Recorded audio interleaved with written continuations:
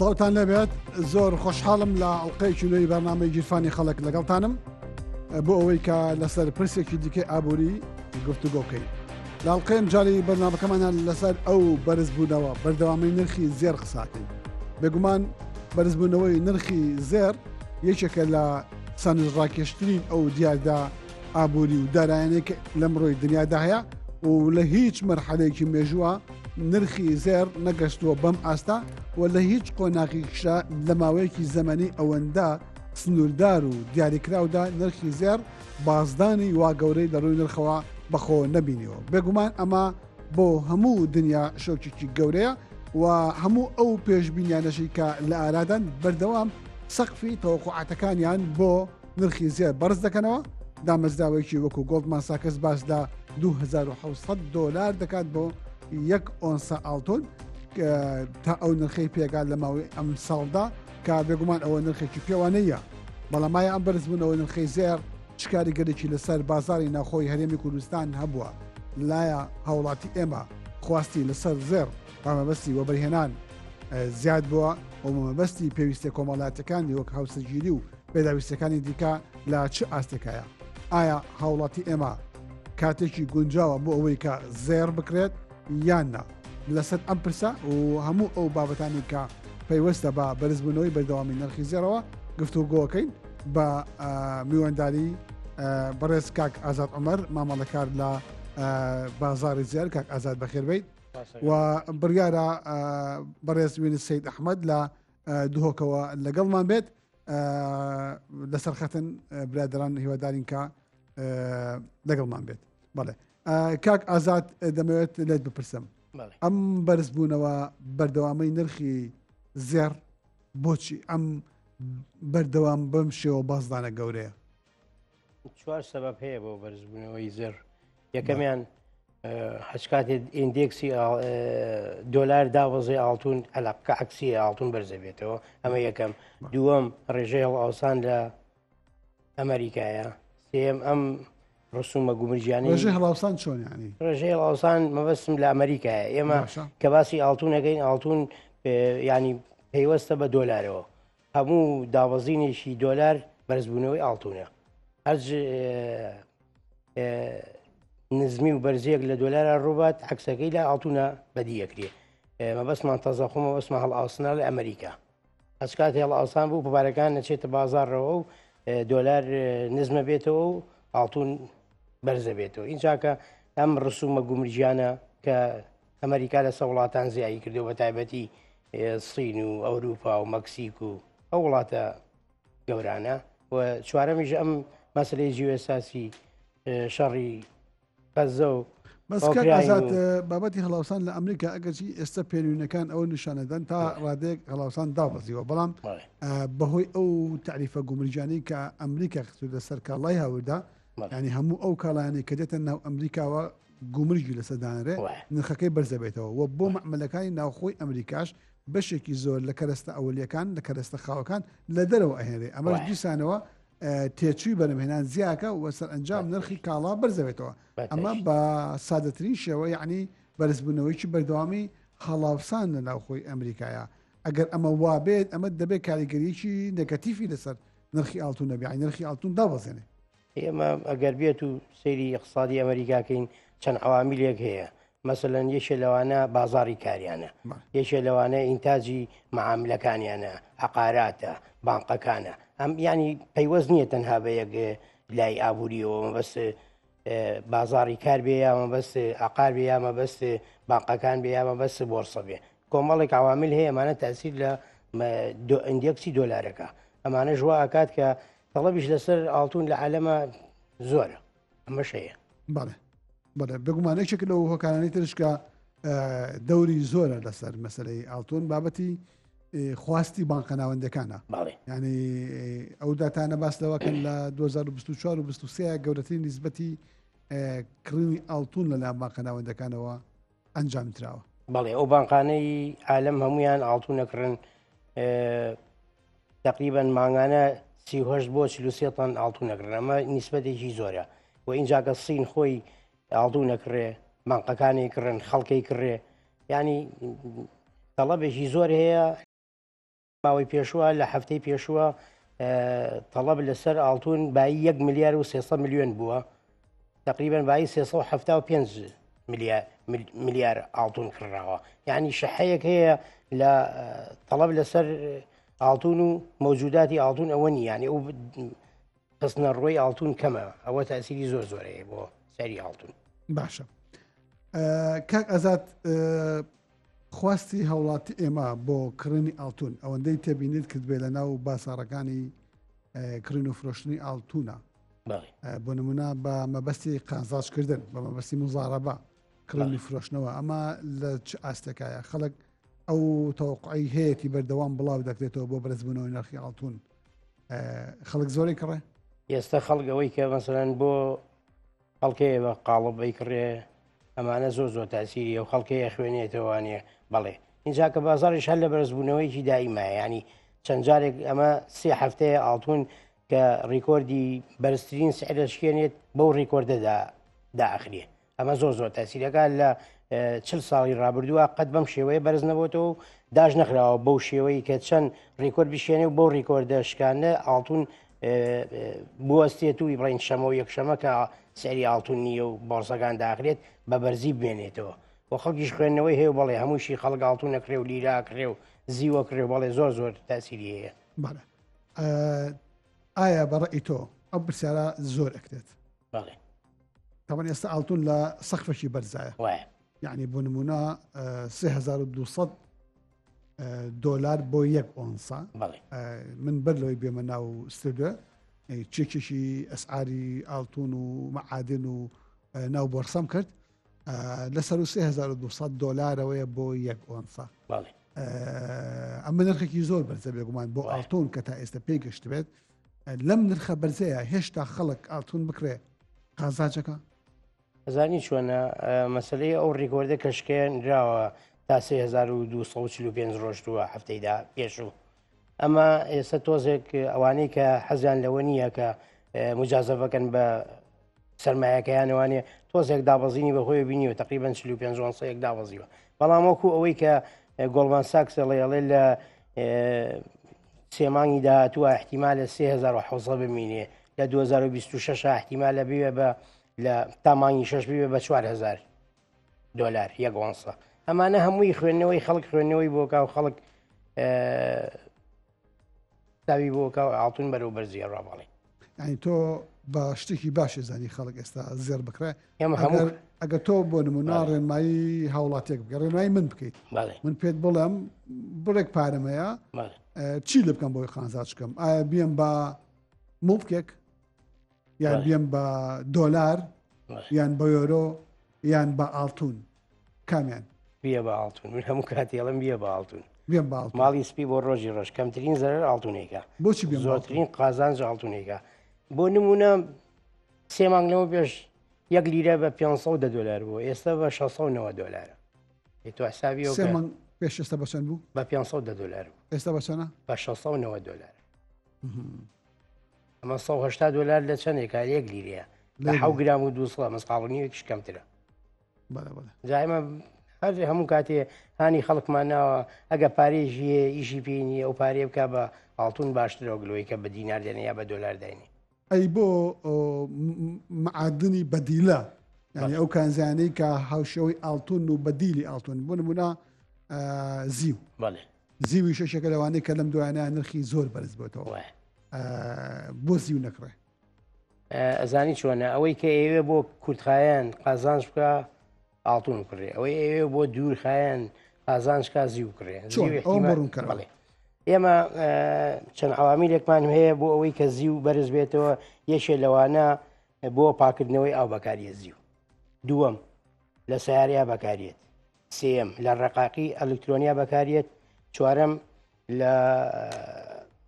ئەم هینی کارەباکە ئەمە چی پێڵێن وزەی کارەبایە، وزە دەستکردەکان لەوەشە هەموو لەو حێشی دەستکردی وزە 20 گرام زیوێوێ. ئەم چوارشتا تاسیرەکاتە سەر ئەوەی کە زیو بەرز بێتەوە و هینج ئیلۆن ماسکیش خۆی تەنیا 3-4 کانی هەر بەکانی کڕیوەتەوە. ئەمانە بۆ درێژخایەن بۆ مەسمان ئەوە نییە بڵین لە 3 مانگە یا لە 6 مانگە، ئەمە لە 1 ساڵەوە بۆ 5 ساڵە.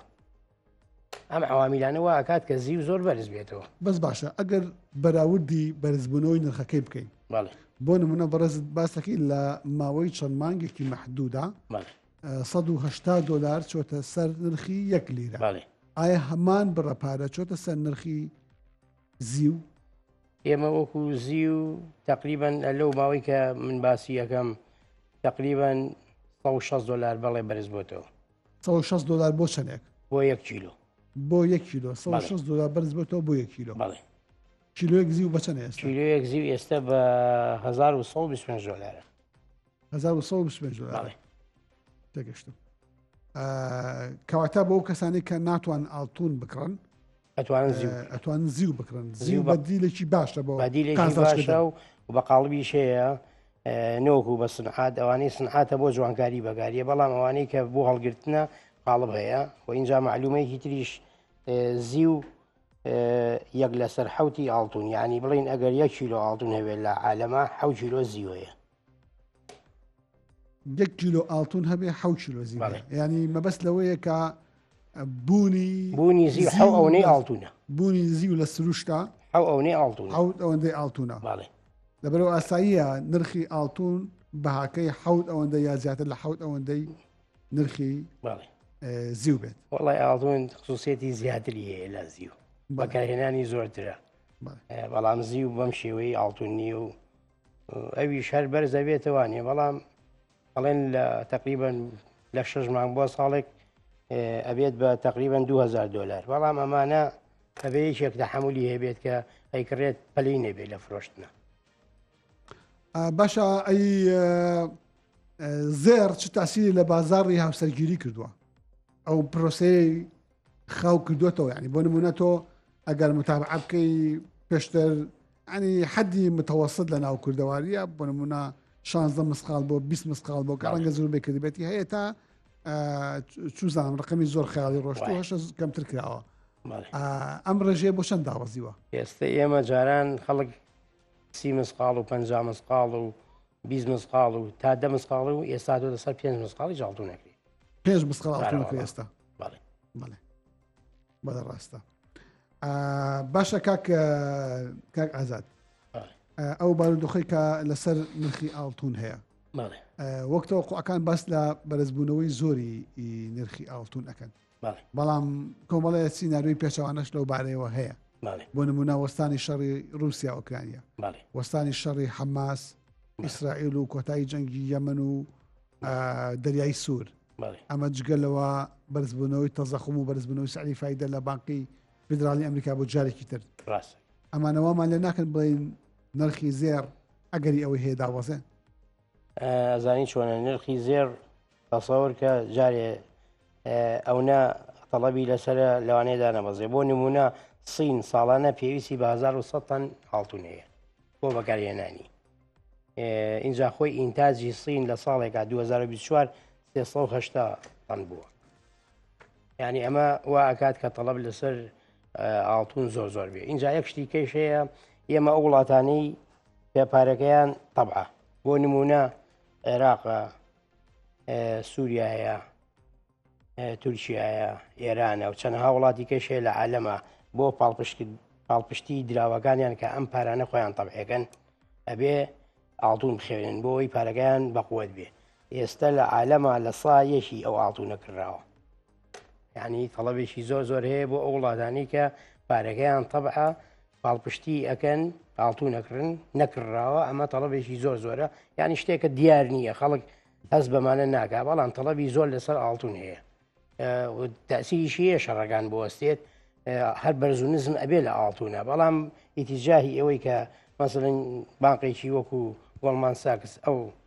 ئەنواعی تەحالیل و ئەنواعی خەبیریانەیە ئەڵێن لە 2025 و 26 بێ بە 4000 وەکو هیچی وەکو ملیاردێریشی وەکو نێجیب ساوەرزی میسری ئەڵێ بێ 5000یش اینجا ئەمانە هەمووی پێشببینی و احتیمالیشە داوەزی مەبینێ و اینجا ئەم ماوەیە ئەم فترەیە ئاڵتون ئەگەر سێریکەی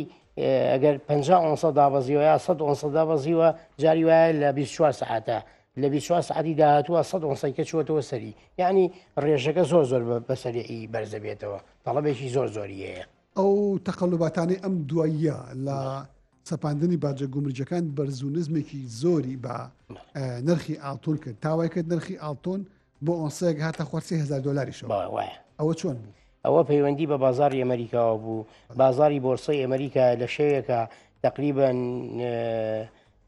لای ئەوانشەوە لای خۆمان ڕۆژە ملیارێک تریلیۆنێک و $700 میلیارد زرر کرد بۆ دوایی بوو بە 2 دوایی بوو بە 4 تریلیۆن بەڵام لەگەڵ بەرزبوونەوەی ڕسومە گومرجەکانی ترەم کە قسەی سەر وڵاتانە لە یەک شەوە 4 تریلیۆن قازانجیان کرد ئەوە دوای لە ئاڵتون کرد خەڵک تۆزێک ترسی هەبێت و ئاڵتون بێتەوە ژێر 3000 بەڵام لە فترەیەکی کەما ئەوە بۆ ڕیکۆردی شکانەوە چووە 245 ئەمە وا پیشانەیە کە ڕاستەکەی پەیوەندێکە بەڵام پەیوەندی ڕئیسی ئەوەیە کە ئیندێکسی دۆلار کە دابەزێت لە جیانە ئاڵتون بەرامبەری بەرز دەبێت و عەلاقەیەکی پێچەوانە هەیە لە بینی دۆلار و ئاڵتونە. باشە بەڵام کاک ئازاد ئێمە چۆن دڵنیابین لە نرخی ئاڵتون بۆ نمونە لە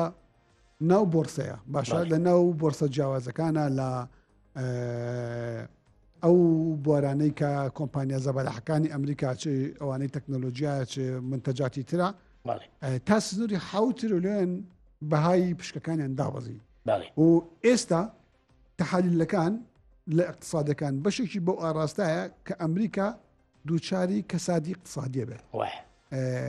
ئەوەی کە پێی ئەوترێت بە کوردی ناوێن ناوە داکشانەوەی ئابووری کەسادی عنی نیمچە داڕوخانێکی ئابووری ڕوو لە ئەمریکاکە و بێگومان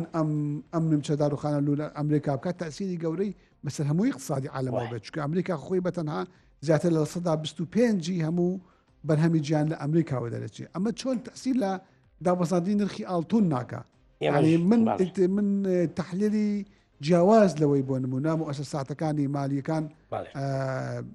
بینیومە باس لەوە دەکەن کە ئەو بەرزبوونەوە شۆکێنەرەی نرخی زیار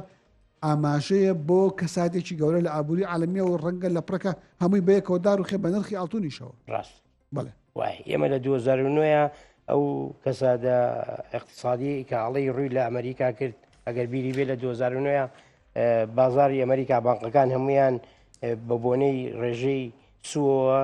داڕمانێکی یەک لە دواییەکی هەموو بانقەکانی بەدواوە بوو ڕکودێکی اقتصادی لە عالەما ڕوویە بەڵام ئەو کاتەش ئۆنسەیشی ئاڵتون بە $700 بوو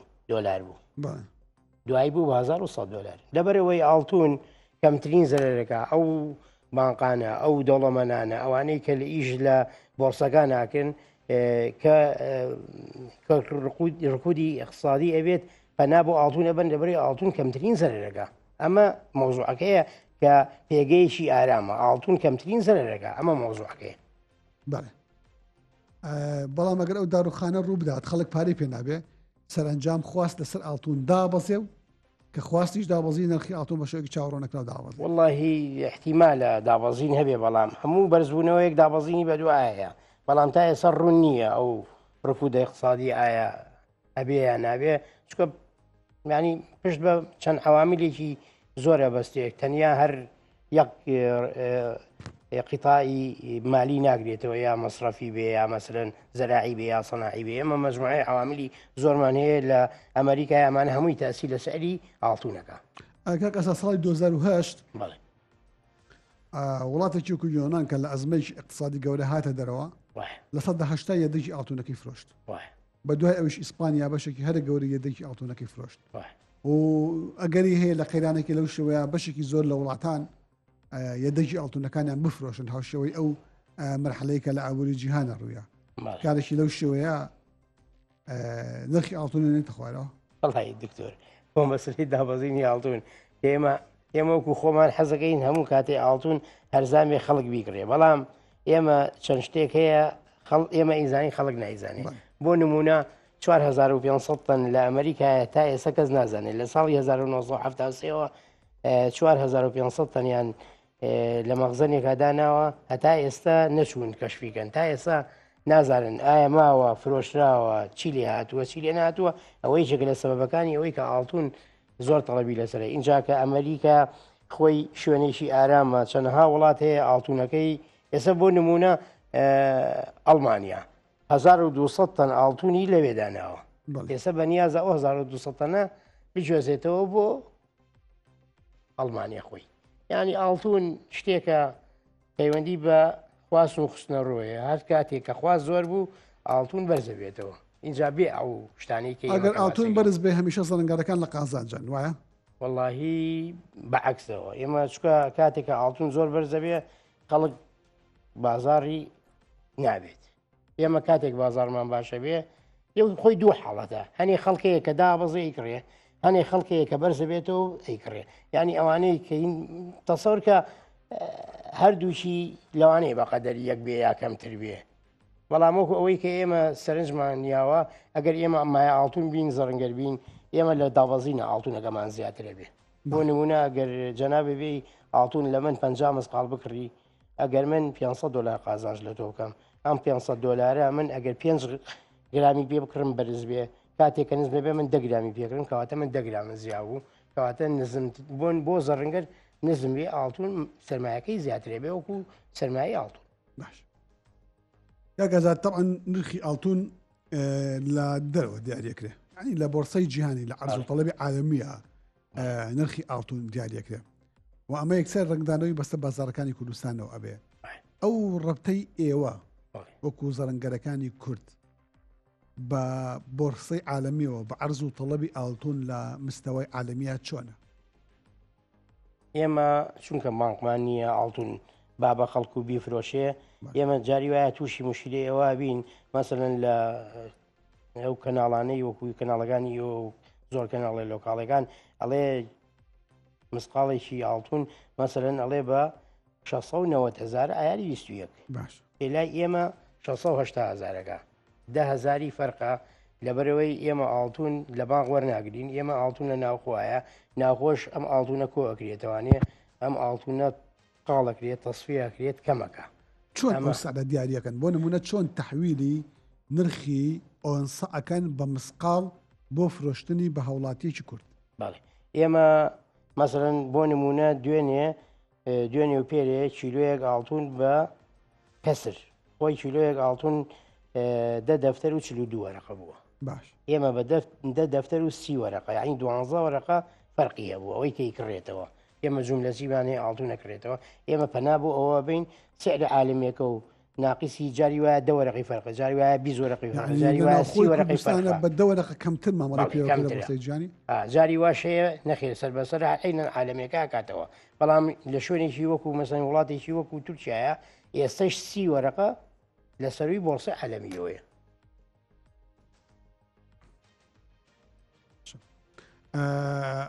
باشە بۆ نمونە تۆ ئاڵتونەکە دەیە لە ناو دوکانەکەی خۆت داتناوە باشە باوا بڵێن کیلۆیەک ئاڵتونە دەیە لە پرەکان نرخی ئاڵتون بەرزە بێتەوە یا نرخی ئاڵتون زۆر داوەزێ تۆ زەرەر ئەەکەیت یان قانزاج ئەەکەی لەو ئاڵتونە بەردەستەی کە لە ناو دوکانەکە تاوەکو یەدە جێگەکو سەرمایەکی تۆ هەیە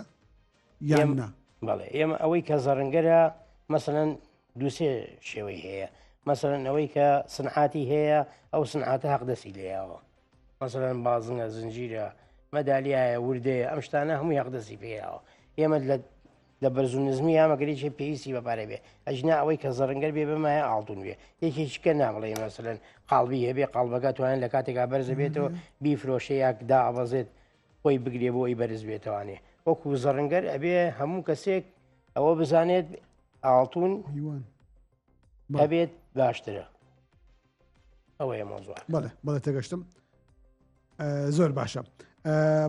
کاک ئازادجا پرسیارەکەم ئەو بوو بۆ نمونە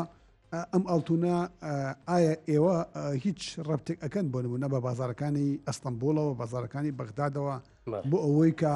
بۆ نمونە لە ئەگەری بەرز و نزم و ئاڵۆگۆڕی بەردەوامی نرخە تووشی زیانی قورس نەبن زەڕەنگەرەکان و لەوەشەوە نەکەوێتە سەر بەکاربەر ئەگەرتان بە بازارەکانی ئەستەمبوڵ و ئەنقەرە و بۆ نمونە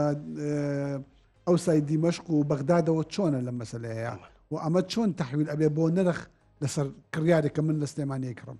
ئێمە پەیوەندەکەمان لەگەڵ تووشیانی ئێمە پەیوەندیمان لەگەڵ دووبەیەیە زیویش و ئاڵتونیش لێوێت و داغڵە بێت و ئەم سیارانە لێەوە سەری عالەمیە و تهدید دەبێت و لێرە ئەفرۆشێتەوانێ بەڵام بۆ سعر ئێمە